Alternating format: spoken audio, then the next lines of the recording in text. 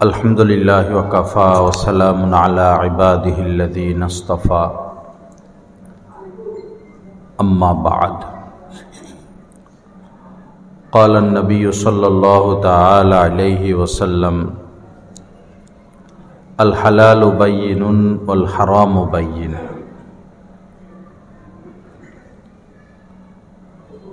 वक़ाल अलैहि सलातु वस्सलाम अत्ताजिरुल अमीनुस सदूक़ मअन नबिय्यिना वस्सिद्दीक़ीना वश्शुहदा।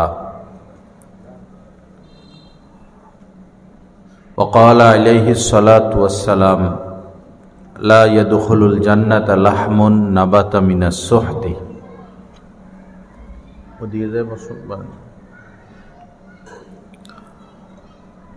औ कमा क़ाल अलैहि सलातु वस्सलाम अल्लाहुम्मा सल्लि अला सय्यिदिना व मौलाना मुहम्मद व अला आलि सय्यिदिना व मौलाना मुहम्मद व बारिक वसल्लिम। अस्तगफिरुल्लाहल्लज़ी ला इलाहा इल्ला हुवल हय्युल क़य्यूम व अतूबु इलैहि। আল্লাহ পাক জাল্লা জালালহু আমাদের সবাইকে মাফ করে দেন, আজকের মাহফিলকে কবুল করেন। আল্লাহ পাক আমাদেরকে নূর ওয়ালা জিন্দেগি নসিব করেন। আমাদের সবার জন্য আল্লাহ পাক দয়া করে মেহেরবানি করে জান্নাতুল ফিরদাউসের ফয়সালা করে দেন। লা ইলাহা ইল্লাল্লাহ। ভৈরবের মধ্যে উল্লেখযোগ্য স্থান হচ্ছে ফেরিঘাট এবং সবচেয়ে পরিচিত নাম হাজী আসমত। উনারই যে মসজিদ, সে মসজিদ মাদ্রাসার আজকের এই প্রোগ্রাম।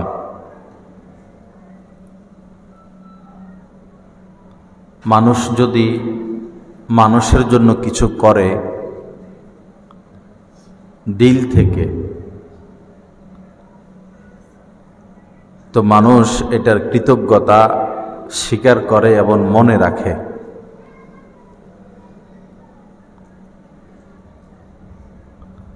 আমাদের কমলপুর মাদ্রাসা বিশাল বড় মসজিদ।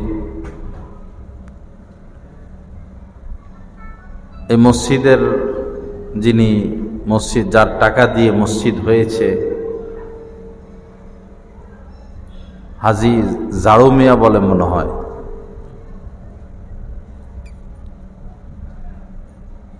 তো সম্পদ তো অনেক রেখে গিয়েছেন, কিছু আছে কিছু নাই, ভাগ বাটোয়ারা এই সেই। কিন্তু এমন একটি কাজ করে গিয়েছেন, পেতেই থাকবেন, একদম কিয়ামত পর্যন্ত পেতে থাকবেন।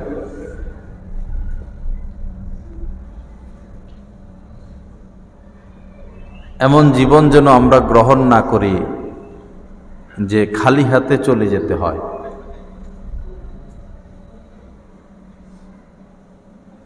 নিজের জন্য কিছু করা। আল্লাহ পাক কোরআনে কারীমের মধ্যে বলেছেন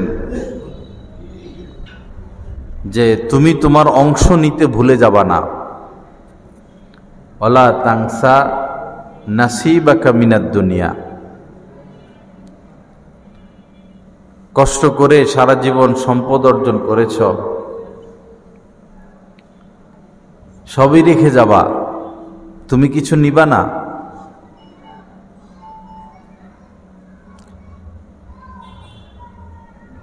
মাছ ধরা হলো, তিনজনে মিলে মাছ ধরল,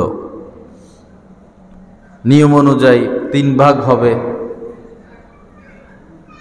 তা আপনি মাছ ধরলেন কিন্তু আপনার ভাগ নিলেন না, দিয়ে দিলেন, এমন তো হয় না।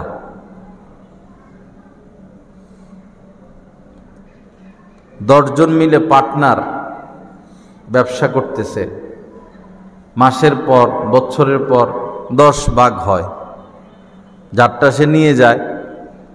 কোনো পার্টনার তো এমন বলে না আমি টাকাও দিলাম, শ্রমও দিলাম, টাকা পয়সা লাভ যা সব তোমাদের, আমাকে কিছু দিতে হবে না, আমি নিব না।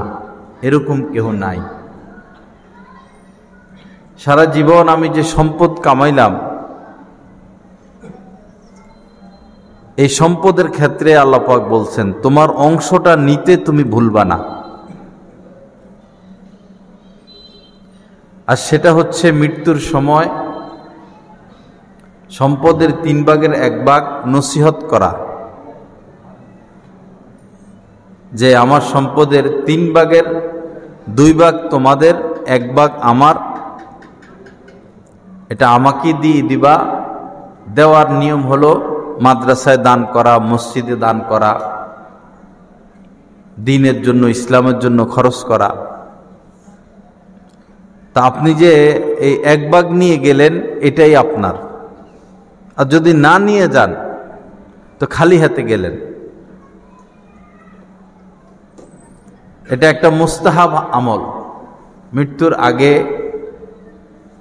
সম্পদের 3 ভাগের 1 ভাগ নসিহত করা অথবা নিজে দান করে দিয়ে যাওয়া। যদিও কাজটা কঠিন,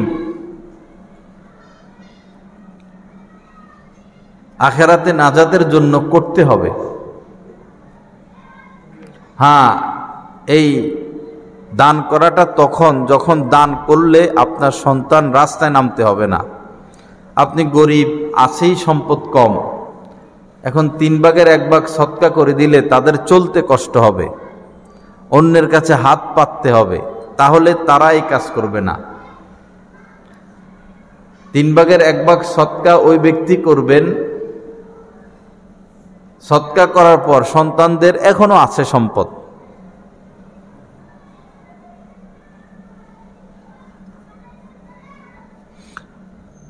সৌদি আরবের, এই সামনে চলে আসো, এদিকে আসো,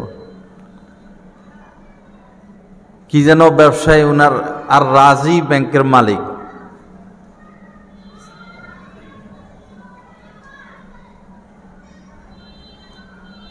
পিকনিকে যাবে ছাত্র অবস্থায় 1 টাকা দিতে হয়। এত গরিব ছিল যে 1 টাকা দিতে পারে নাই, সে ছাত্রদের সাথে পিকনিকে যাইতে পারে নাই। আল্লাহ পাক এত সম্পদ দিলেন তাকে, এত সম্পদ হলো যে সৌদি আরবের ইতিহাসে কেউ এত বড় দান করতে পারে নাই সে যতটা দান করে গেছে। হাজার হাজার crore crore million billion dollar, বড় বড় খেজুর বাগান, 2 মসজিদ, কাবা শরীফ এবং হারামাইনের নামে। সন্তান যারা ছিল, বাবা তোমার কি কি লাগবে, এই এই এই এই দিলাম, চলবে চলবে, যথেষ্ট পরিমাণ সন্তানদেরকে দিয়ে, সম্পদ তো আছে, বাকি সব হারামাইনের নামে তিনি লিখে দিছেন। সৌদির ইতিহাসে এত বড় দানবীর আসে নাই, মনে হয় আসবেও না।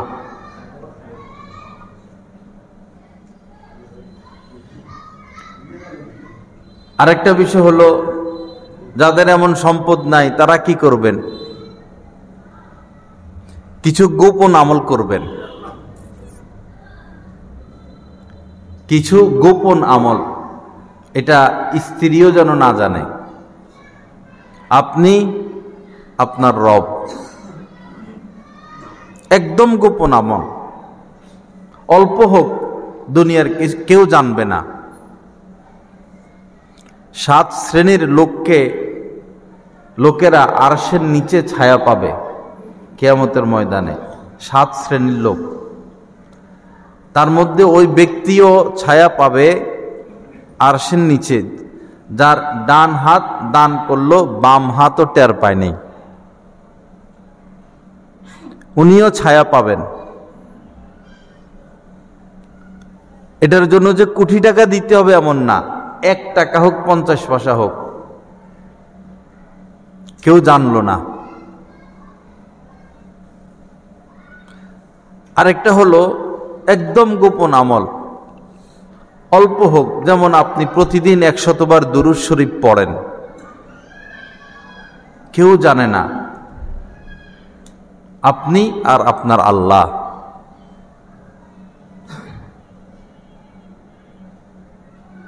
যদিও 5-7 মিনিটের বিষয়, কাল কিয়ামতের ময়দানে এটা বড় বড় পাহাড়ের চেয়েও বড় হয়ে যাবে, কারণ ইখলাস আছে এবং কেউ জানে না। আমরা হজ করি, মানুষ দেখে যায়, নামাজ পড়ি, মানুষ দেখে যায়, দান সৎকা করি, মানুষ দেখে যায়, কেমন যেন বিভিন্ন আমল দেখে যায়। কিছু আমল এমন থাকবে যেটা কেউ দেখে নাই আল্লাহ ছাড়া।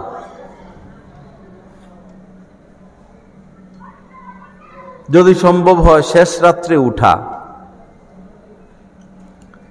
শেষ রাত্রে উঠা সম্ভব না, মাঝে মধ্যে উঠলাম, সপ্তাহে একবার, মাসে একবার, অথবা ঘুম আসে না। এই জামানা বেশিরভাগ মানুষদেরই ঘুম আসে না,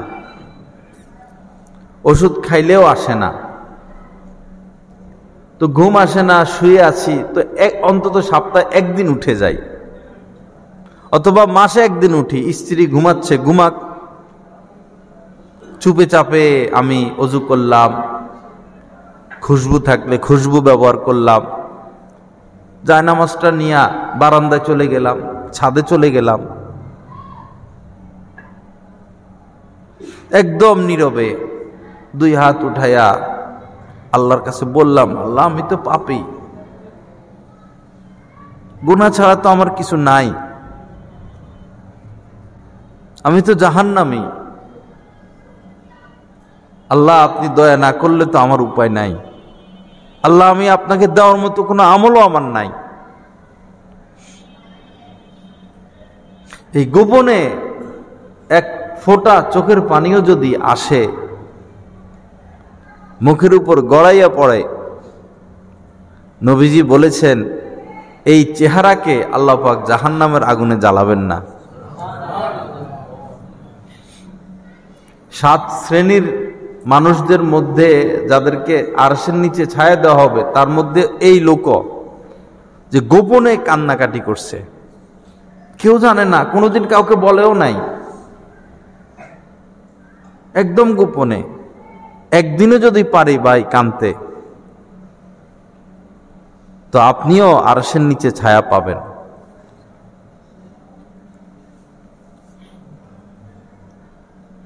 ঘুম আসে না, শুয়ে আছেন এই পাশ ওই পাশ, সময় নষ্ট করে লাভ কি? একটা তসবিহ নিয়ে শুইলাম, মোবাইল নিয়ে ঘুমাবো, তো আধা ঘন্টা 1 ঘন্টা সে নিয়ে যাবে, 1.5 ঘন্টা 2 ঘন্টা সে নিয়ে যাবে।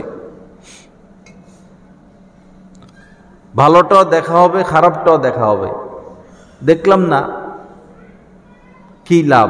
বহু তো দেখছি, দেখার শেষ নাই। সমুদ্রের পানির যেমন শেষ নাই, মোবাইলে এই ভিডিও সেই ভিডিও দেখারও কোনো শেষ নেই। কত দেখব? 1000 বছর যদি কেউ হায়াত পায় আর টানা 1000 বছর মোবাইলের ভিডিওগুলো দেখা শুরু করে, শেষ করা সম্ভব? কি দরকার? কি লাভ? ধোঁকা, শয়তানের ধোঁকা, ইহুদি খ্রিস্টানদের ধোঁকা। আমাদেরকে মানুষ হতে দিবে না, আমাদের বাচ্চাদেরকে মানুষ হতে তারা দিবে না। তাদের কলেজ ভার্সিটিতে নর্মাল মোবাইল ব্যবহার করতে দেয় না, অথচ তারা কেউ নাস্তিক, কেউ ইহুদি, কেউ হিন্দু, কেউ খ্রিস্টান, বৌদ্ধ। ভারতীয় এমন ভার্সিটি আছে, এই কোটি মোবাইলও ব্যবহার করতে দেয় না। রাশিয়া তো আছেই, চীনে তো আছেই, চীনে বাচ্চাদেরকে গেমস পর্যন্ত খেলতে দেয় না রাষ্ট্রীয়ভাবে, সপ্তাহে 2 দিন খেলতে দেয়। পাপের সব আসবাবপত্র তারা তৈরি করে ছড়াইয়া দিছে, তাদের টাকার দরকার, ওই পাপে আমরা লিপ্ত হচ্ছি। তারা কিন্তু ঠিকই সতর্ক। অস্ট্রেলিয়ায় আইন পাশ হয়েছে, সামাজিক যে ফেসবুক, ইউটিউব, এগুলো স্টুডেন্টরা 18 বছর আগে কেউ ব্যবহার করতে পারবে না। অথচ ওই দেশে তো সবাই নাস্তিকই। কি হলো আমাদের? আমাদের ধর্ম তারা নিয়ে যাচ্ছে, আমাদের ইসলাম তাদের কাছে, তাদের পাপ আমাদের কাছে। তারা ওয়াদা দিবে, মরে যাবে, ওয়াদা ভাঙবে না। জাপান গিয়ে দেখেন, কথা দিছে মরে যাবে, কথা ভঙ্গ করবে না, খারাপ ব্যবহার করবে না। এটা তো ইসলাম।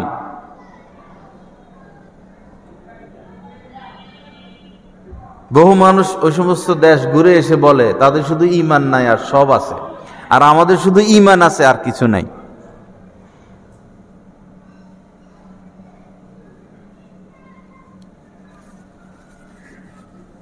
শোয়ার সময় তাসবিহ নিয়ে শুইলাম, 100 বার দুরূদ শরীফ পড়তে ভাই কতক্ষণ নূরে দিলটা ভরপুর হয়ে যায়।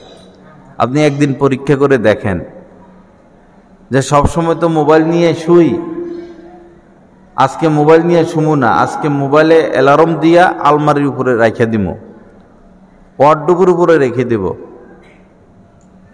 আজকে তাসবিহ নিয়ে শুমু, 100 বার দুরূদ শরীফ, 100 বার ইস্তেগফার, 100 বার লা ইলাহা ইল্লাল্লাহ। বাজেট করবেন, নিয়ত করবেন, এই পড়ার চেষ্টা করব। এরপরে দেখেন কি শান্তি, কি নূর, কি বরকত। ফজরের নামাজটা যদি উঠে মসজিদে এসে পড়া যায়, সারাটা দিন কি ভালো লাগে। আর ফজর পড়লো না, 8টা 9টা 10টা পর্যন্ত শুয়ে থাকলো, সময়েরই তো বরকত হয় না, কোনো স্বাদ নাই, মজা নাই, তৃপ্তি নাই। জীবনটাকে সুন্দর করতে হলে বাবা কিছু কষ্ট করতে হবে। আমাদের মাদ্রাসার এক উস্তাদের ফোঁড়া উঠছে মাথায়, তাও কষ্টে। পরে চণ্ডীবের হাসপাতালে আসছে, ডাক্তাররা খুব আন্তরিকতার সাথে এই বেলেট দিয়ে কাটছে, এই সেই করছে, পুজ বাহির করছে, জানটা বাহির হয়ে গেছে। এত কষ্ট, মাথার ফোঁড়া তো, আর রিক্সি জায়গা, ক্যান্সার হয়ে যাবে একটু পরে, মগজে চলে যাবে। মানুষ মারলেও মনে হয় এত কষ্ট নেই, তার যত কষ্ট হয়েছে। তো পুজ টুজ সব বাহির করলো, রক্ত রক্ত সব বাহির করলো, এখন ব্যথাও শেষ, শান্তি। যদি এই কষ্টটা স্বীকার না করতো তাহলে তো ক্যান্সার হইতো। তো শান্তি পাওয়ার জন্য কষ্ট স্বীকার করছে। আত্মায় শান্তি পাওয়ার জন্য, শান্তির কেন্দ্রস্থল আত্মা, এই কল্ব, আত্মা, রূহ, কলবে, রুহে শান্তি পাওয়ার জন্য কিছু কষ্ট স্বীকার করতে হবে।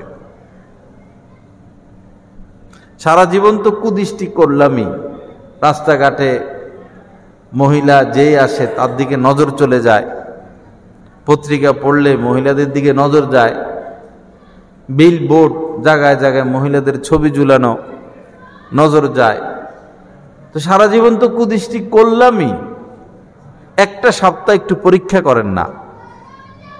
আর কত দেখব নারী, ঘুরে ফিরে তো সেই নারী। এই নয় যে এই যেমন ফুল, একটা গোলাপ ফুল একরকম, গেঁদা আরেক রকম, জবা আরেক রকম, টগর আরেক রকম, ঘুরে ফিরে একটা নারী, নারীর দেহ, এই তো সব তো একই। সারা জীবন তো দেখলামই, একটা সপ্তাহ না দেখব না, একটা সপ্তাহ দেখব না, দেখি। এক সপ্তাহ না, আপনি একদিন না দেখে থাকেন না, দেখেন আল্লাহ আপনার এই জ্বলন্ত অন্তরে পানি ঢেলে দিছে। সেজদা গিয়ে কি মজা লাগতেছে, আজকে নজর হেফাজত হয়েছে। ঘুমাইতে গিয়ে কি মজা, স্ত্রীর কাছে গিয়ে কি শান্তি।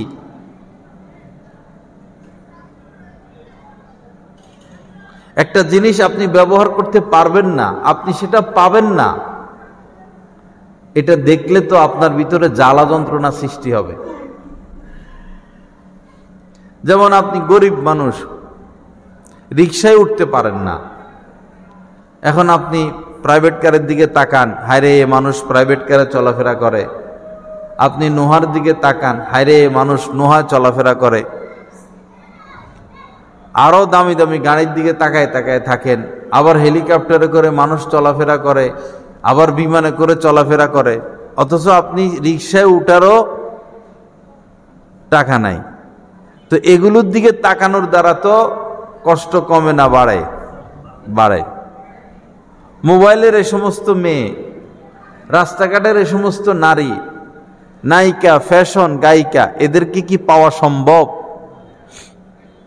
এরা তো অনেকে মারাও গেছে, অনেকে বুড়ি হয়ে গেছে, তাদেরও অশ্লীল ভিডিওগুলো রয়ে গেছে।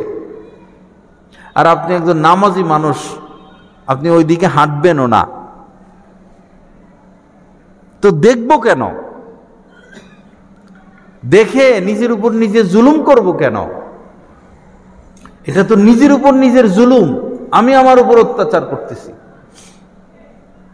আমি আমার উপর জুলুম করতেছি।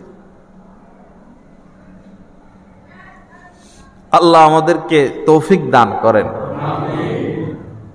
শান্তি পেতে হলে কিছু কষ্ট স্বীকার করতে হবে। অনেক সময় অস্থির লাগে, গোসল করা হয় নাই, শীতকাল, বাহিরে অনেক কুয়াশা, রাত্রেও ঠান্ডা, দিনেও ঠান্ডা, একদিন দুই দিন পার হয়ে গেল, গোসলের তৌফিক হচ্ছে না, মানে এত শীত, তখন অশান্তি লাগে। গোসল না করতে পারলে পেরেশানি লাগে, অস্বস্তি লাগে। এদিকে গরম পানিরও ব্যবস্থা নাই, মনে করুন এই ঠান্ডা পানি দিয়ে গোসল করা কঠিন, তাও কষ্ট করে করে ফেলছেন। করার পরে এখন শান্তি লাগে কিনা? যদি এই কষ্টটা আপনি স্বীকার না করতেন, ঠান্ডা পানি ব্যবহার, তাইলে এই শান্তিটা পাইতেন না।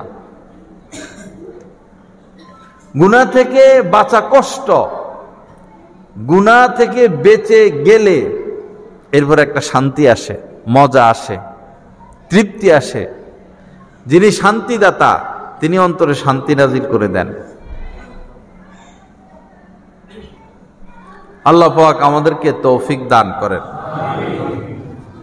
আরেকটা বিষয় হলো,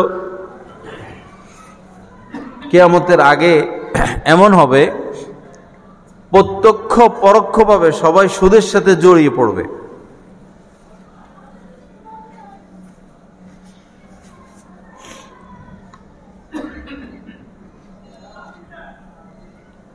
কিয়ামতের আলামত বিভিন্ন জায়গায় আমাকে বলে যে আপনি সুদের কথা এত কড়াকড়ি ভাবে বলেন কেন, বা এটা বেশি বলেন কেন? আমার বেশি বলার এক কারণ হইল, আলহামদুলিল্লাহ আমি তো ওয়াজের ধান্দা করি না। এক নম্বর কথা, যে আমার আগামী বছর দাওয়াত দিবে কি দিবে না এই চিন্তা আমার মাথায় থাকে না।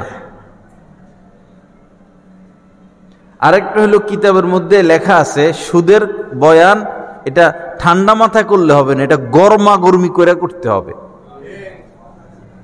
সুদের বয়ানটা খুব কঠিন ভাষা বলতে হবে, এটা কিতাবে লেখা আছে। হুঙ্কার দিয়ে সুদের বয়ান করতে হবে।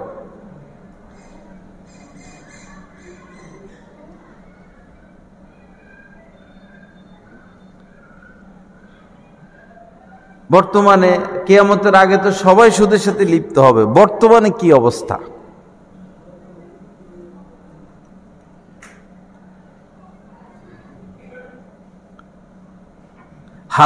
হালাল খাওয়ার মধ্যে যে স্বাদ, যে তৃপ্তি, হারামের মধ্যে তো সেটা নাই।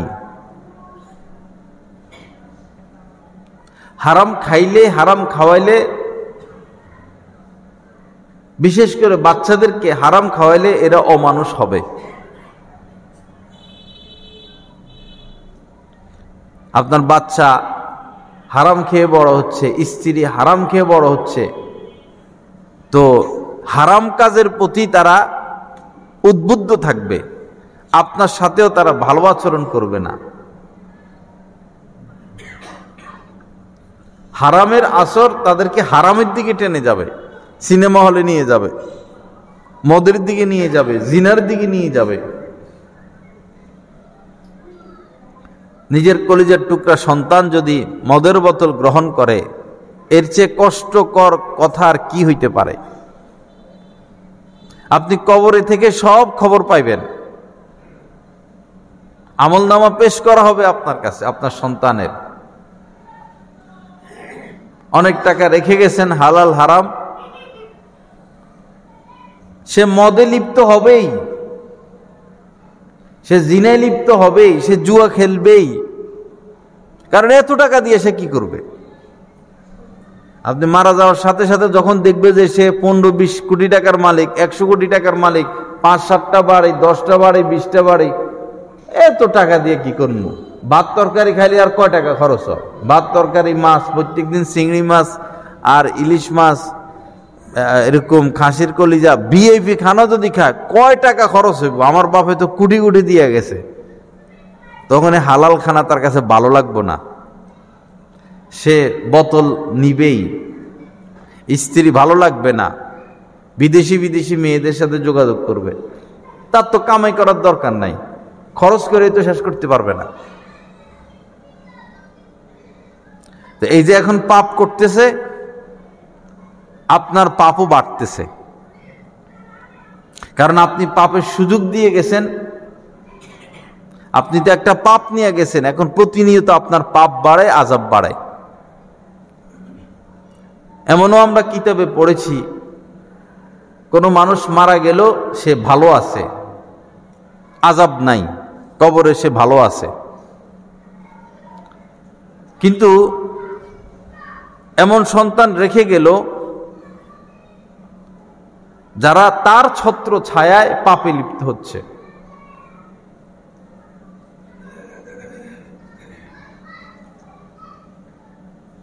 সে এমন কিছু করে গেল যার দ্বারা পাপ হচ্ছে, গুনাহ হচ্ছে। তো এটার সমপরিমাণ পাপ তার আমলনামায় যাইতে থাকবে। তো সে কিন্তু কবরে ভালো আছে, ওই সন্তানের করা পাপ তার আমলনামায় যাইতে যাইতে পরে এমন হবে তার নেক আমল কমে গেল, বদ আমল তার বেড়ে গেল, তখন তার উপরে আযাব শুরু হয়ে যাবে।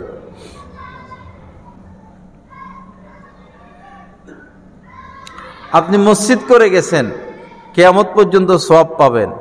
আপনি সিনেমা হল করে গেছেন, কিয়ামত পর্যন্ত পাপ যাবে আমলনামায়।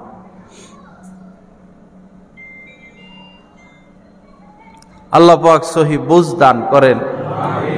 বাবা, আপনার এই বাচ্চাটা নিষ্পাপ বাচ্চা, মাসুম বাচ্চা, এর মুখে আপনি লোকমা দিচ্ছেন, আপনি বাবা, আপনার দায়িত্ব লোকমা দেওয়া। আপনি কেমনে হারামটা তুলে দিলেন আপনার বাচ্চার মুখে? এর থেকে আপনি বিষ তুলে দেন, মরে যাক, জান্নাতে চলে যাক। আপনি হারাম কেমনে তুললেন আপনার সন্তানের মুখের মধ্যে? আপনার কলিজে দিল কিভাবে, আত্মায় দিল কিভাবে?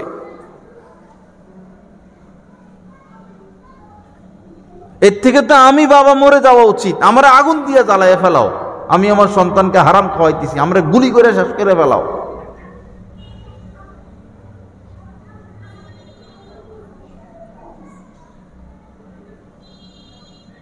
আল্লাহ যদি সন্তান না দিতেন, নরসিংদীর কাদের মোল্লা সাহেব কত হাজার কোটি টাকার মালিক, সন্তান তো নাই। হাজার হাজার মানুষ আছে, সন্তান নাই। আপনি সন্তান পাইছেন কিভাবে? আপনার আত্মায় দিল আপনার সন্তানটাকে হারাম খাওয়াইতে।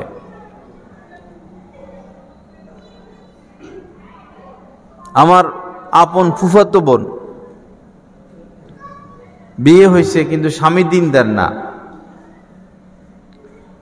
তো তার গর্ভে সন্তান আসছে।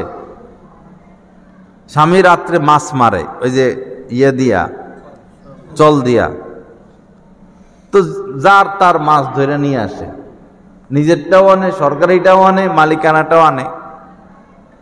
তো এর তো এখন সন্তান গর্ভে, এখন তো তার ভালো জিনিস খাওয়া দরকার। সে ভাত খায়, তরকারি খায় না, শুধু ভাত খায়, হয়তো চিনি দিয়া, হয়তো লবণ দিয়া। কি হইলো, বৌমা শুধু ভাত খায়, তরকারি খায় না, তার তো এখন ভালো জিনিস খাওয়া দরকার। সে কিছু বলে না। পরে অনেকদিন পরে বলতে বাধ্য হলো, যে আমি চাই আমার সন্তান হারাম খেয়ে বড় না হোক, আমার সন্তানকে আমি হারাম খাওয়াতে পারবো না, অবৈধ জিনিস খাওয়াইতে পারবো না। আমি এখন অবৈধ জিনিস খাওয়া মানে আমার সন্তান অবৈধ জিনিস খাওয়া। আমার স্বামী তো মানুষের মাছ মেরে আনে, এটা তো অবৈধ, এই জন্য আমি তরকারি খাই না।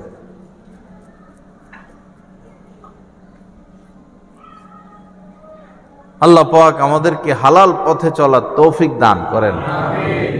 বাবা, রিজিক এটা সুনির্দিষ্ট, আর রিজকু মাকসুমুন, রিজিক এটা নির্ধারিত। আপনি কোন মাছটা আপনার রিজিক, এটা ওই মাছের গায়ে লেখা আছে নাম, এই মাছ অমুকের রিজিক। আপনি সারা জীবনে কয়টা ডিম খাবেন এটা আল্লাহ বাজেট করে রাখছে। কয়টা কলা খাবেন, কয়টা আপেল খাবেন, কি পরিমাণ চাউল ভাত খাবেন, কি পরিমাণ ডাউল খাবেন, কয়টা পোশাক পরবেন, সব এটা নির্ধারিত। এখন বিষয় হলো, এখন আপনি ধনী হবেন না গরিব হবেন, কত টাকার মালিক হবেন, এটাও নির্ধারিত। বিষয় হইল আপনি যদি হালাল পথে হাঁটেন, আল্লাহ যেটা নির্ধারণ করে রাখছে এটা হালাল ভাবে আপনার কাছে চলে আসবে। আর আপনি যদি হারাম পথে হাঁটেন, ওই হারাম পথে অতটুকুই আসবে যতটুকু আল্লাহ লিখে রাখছেন, বেশি আসবে না।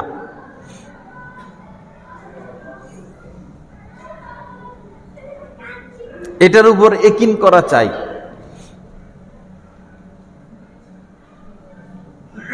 আল্লাহ পাক সহি বুঝ দান করেন, আল্লাহ পাক আমাদেরকে হেদায়েত দান করেন।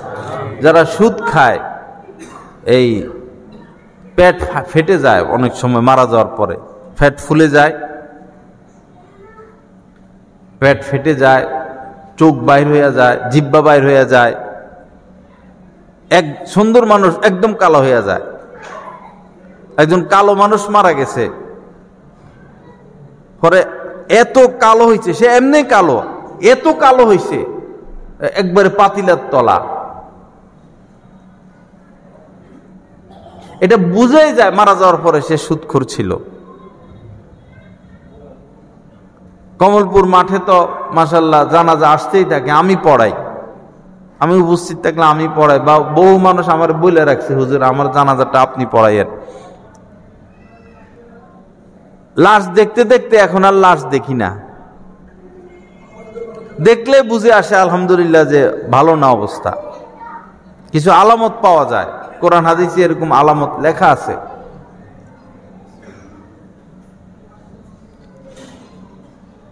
এখন লাশ দেখা ছাড়া দিছে। এখানে চলে আসেন, এখানে চলে। ওয়ালাইকুম আসসালাম। একবার এক মানুষের জানাজা পড়াইছি,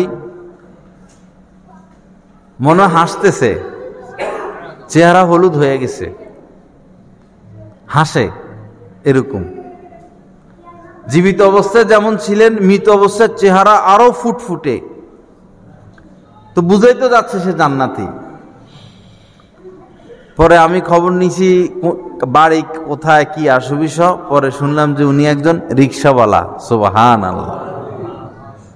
হোক রিক্সাওয়ালা, জনমের জন্য কামিয়াব হয়ে গেল, হোক না সে 100 রাষ্ট্রের বাদশা, খাইছে সুদ, খাইছে ঘুষ, করছে জুলুম, চলে গেল জাহান্নামে। এ বাদশাহী কি কাজে আসলো?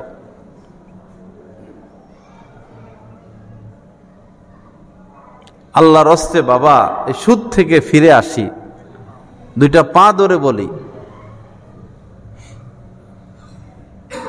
সব শেষ, আপনার সকল ইবাদত শেষ। সোনারগাঁও হোটেল বা শেরাটনে গিয়ে পেট ভরে খাইছেন, পরে একটু বিষও খাইছেন, লাভ হইল কি? সবই তো শেষ, এখন মরা লাগবে। কত ইবাদত বন্দিগি আমরা করি, সবই শেষ হয়ে যাবে যদি হারামের সাথে আমার সম্পর্ক থাকে। হিম্মত করেন ইনশাল্লাহ, এমন হিম্মত করেন যে দরকার হয় রিক্সা চালাইয়া খামো, দরকার হয় সুইফারগিরি করমু, দরকার হয় ভিক্ষা করমু, দরকার হয় রাজমিস্ত্রি কাজ করমু, কিন্তু হারাম খাবো না।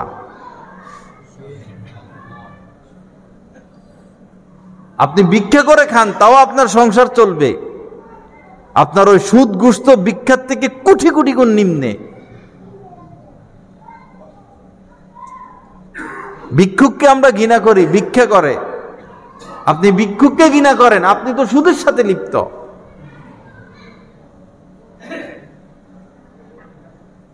কিভাবে দেশটাকে খাইতেছে সে স্বাধীনতার পর থেকে, কিভাবে দেশটাকে খাইতেছে। কয়জন মন্ত্রী সামনে আনতে পারবেন সে স্বাধীন হওয়ার পর থেকে আজ পর্যন্ত যে মন্ত্রী চুরি করে নাই, দুর্নীতি করে নাই? কোন দলের কথা বলতেছি না। কয়জন এমপি আছে আমাদের দেশে এই পর্যন্ত চুরি করে নাই, সে দুর্নীতি করে নাই?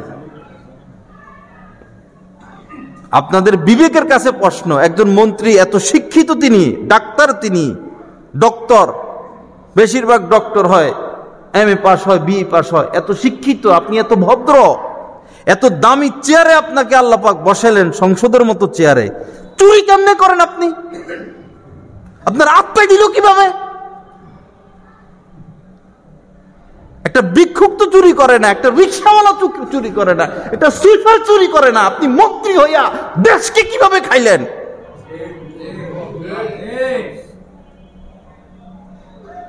এই দেশ সম্পদের উপরে বাঁচতেছে।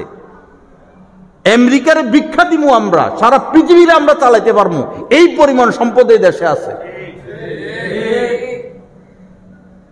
স্বাধীন হওয়ার পর থেকে আমরা যোগ্য, ইনসাফগার, নেককার সেই সালাহুদ্দিন আইয়ুবীর মতো শাসক আমরা পাই নাই। আজ পর্যন্ত গ্যাসগুলো উঠাবে, তেলগুলো উঠাবে, এরকম যন্ত্রপাতি বাংলাদেশ সরকার তৈরি ব্যবস্থা করতে পারে নাই। অথচ তেলের উপরে বাঁচতেছে এই দেশ, গ্যাসের উপরে বাঁচতেছে, সম্পদের উপর বাঁচতেছে। অবশ্যই এই দেশের মধ্যে স্বর্ণের খনিও আছে। আমার শায়েখ প্রায় সময় দোয়া করে, আল্লাহ এই দেশে আপনি স্বর্ণের খনিও দেন। গ্যাসের উপর বাঁচতেছে এই দেশ। সময় আসছে, সময় আইছে ভাই, এলাকার মধ্যে যে লোকটা ভালো এর মেম্বার বানান, যে লোকটা ভালো তারা চেয়ারম্যান বানান। আপনারা কি মনে করেন আমাদের জামে মসজিদের হাফেজ জামাল সাহেবকে যদি প্রধানমন্ত্রী বানানো হয় চুরি করব, ডাকাতি করবে? আমাদের বিচি স্যার কমলপুর মাদ্রাসার এই হিসাব রক্ষক, উনারে যদি আপনি অর্থমন্ত্রী বানান, উনার দ্বারা 10 পয়সা দুর্নীতি করা সম্ভব? একবার আল্লাহর হস্তে কিছু ভালো লোকরে বসান না ভাই, দলমত নির্বিশেষে বসায় দেখেন না তারা কি করে। দেশটাকে বাঁচান ভাই, আল্লাহর হস্তে দেশকে বাঁচান। হুব্বুল ওয়াতান মিনাল ঈমান, এটা ঈমানেরই শাখা, দেশকে ভালোবাসা। রাস্তা খাইয়া ফেলে ডাইরেক্ট, একটুক দিয়ে ডালাই কালোটা। এই নাটালের মোড়কে নাটালের মোড় না কইয়া ধুলাবালির মোড় নাম রাখেন, ধুলাবালির মোড়। এই দিক দিয়ে আসলে গোসল করতে মন চায়, এখান দিয়ে রিক্সা দিয়ে আসলে পরে গোসল করা পর্যন্ত শান্তি লাগে না মনে।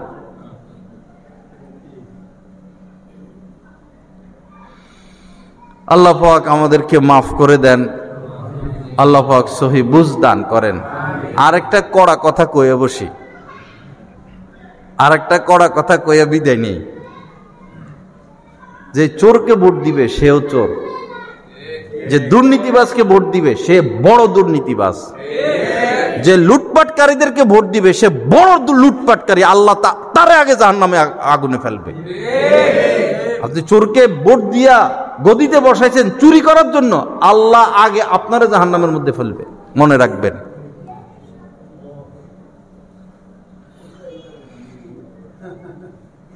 আল্লাহ পাক সহি বুঝ দান করেন, আল্লাহ পাক হেদায়েত দান করেন, আল্লাহ পাক আমাদের সবাইকে আল্লাহওয়ালা হওয়ার তৌফিক দান করেন।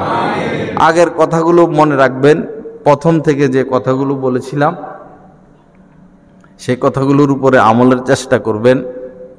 আল্লাহ পাক এই মাদ্রাসাকে কবুল করেন, এই মজলিসকে কবুল করেন। ইনশাআল্লাহ শেষ পর্যন্ত আমরা বসার চেষ্টা করব। আমাদের ইমাম ওলামা পরিষদের ভৈরবের সম্মানিত সভাপতি এবং আল্লাহ পাকের খাস ওলি মুফতি জাফর আহমদ সাহেব দামাত বারাকাতুমের সম্মানিত খলিফা হযরত বয়ান করবেন। আমাদের কমলপুর মাদ্রাসার মুহাদ্দিস, সিনিয়র মুহাদ্দিস, ইনশাআল্লাহ এরপরে প্রধান অতিথি আসবেন। সবাই মনোযোগ দিয়ে কথাগুলো শোনার চেষ্টা করবেন। ওয়া আখিরু দাওয়ানা আলহামদুলিল্লাহি রাব্বিল আলামিন ওয়া সাল্লাল্লাহু আলা নবিয়িল কারীম।